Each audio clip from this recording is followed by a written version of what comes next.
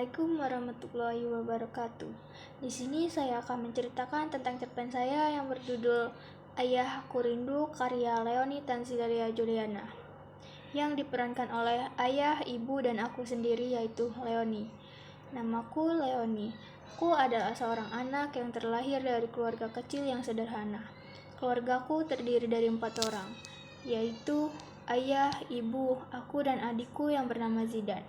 Kisah ini bermula ketika aku duduk di bangku kelas 3 SD. Pada saat itu, aku sudah berpisah dengan ayahku. Anak seusia itu seharusnya sangat membutuhkan kasih sayang seorang ayah, tapi aku harus kuat menghadapi kenyataan itu. Setiap hari kami selalu diejek oleh para tetangga karena tidak ada ayah.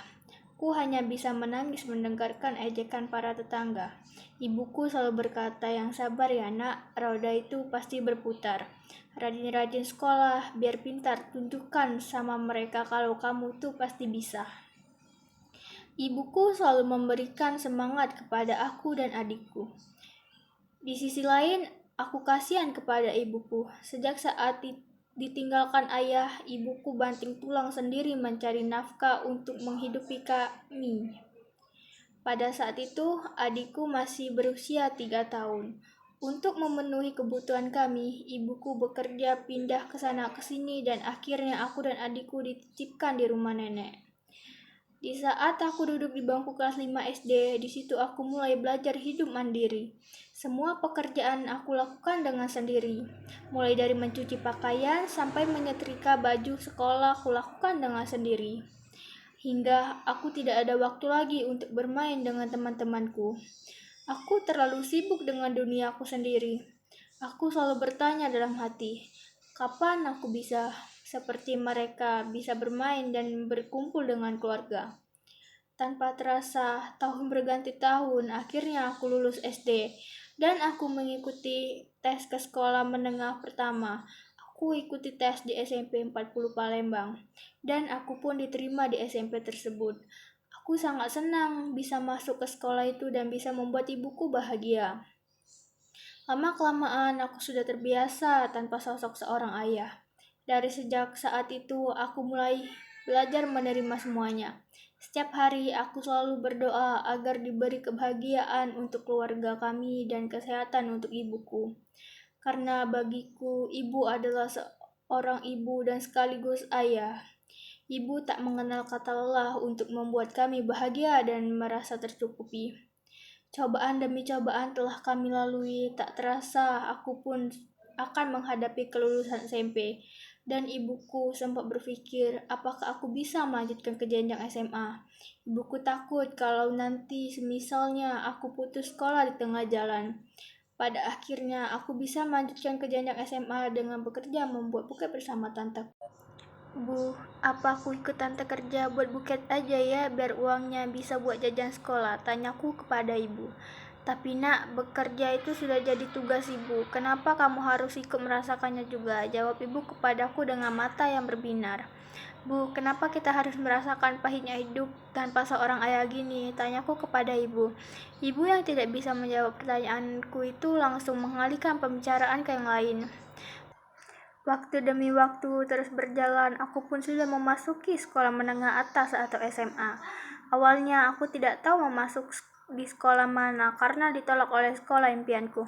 Aku yang awalnya mau masuk SMK tapi dimasuki oleh nenekku di SMA tanpa pengetahuanku sama sekali. Dan pada akhirnya aku harus menerima ini semua walaupun bukan kemauanku sama sekali.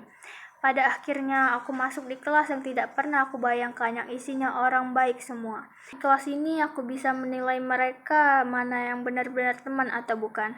Tapi alhamdulillah aku mendapatkan wali kelas yang sangat baik. Aku tak menyangka bisa mengenal mereka semua yang dapat menghiburku ketika lagi sedih.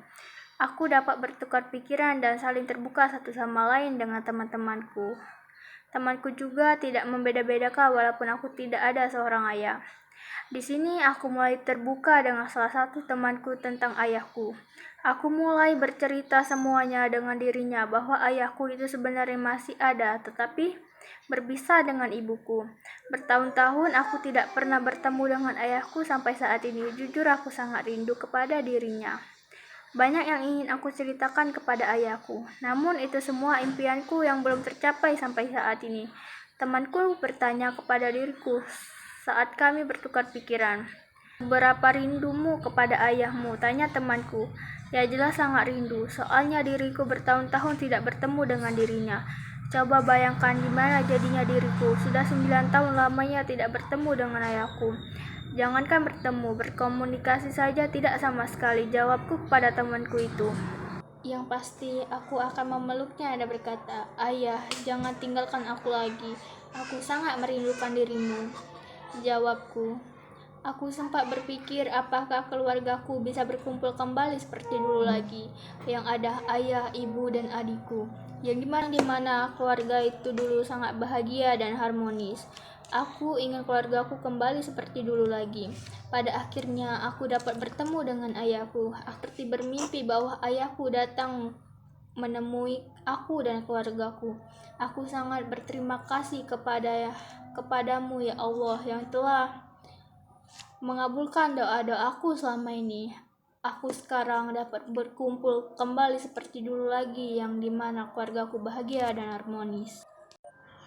Setelah sekian lama, akhirnya aku dan adikku bisa merasakan lagi apa itu artinya keluarga yang utuh.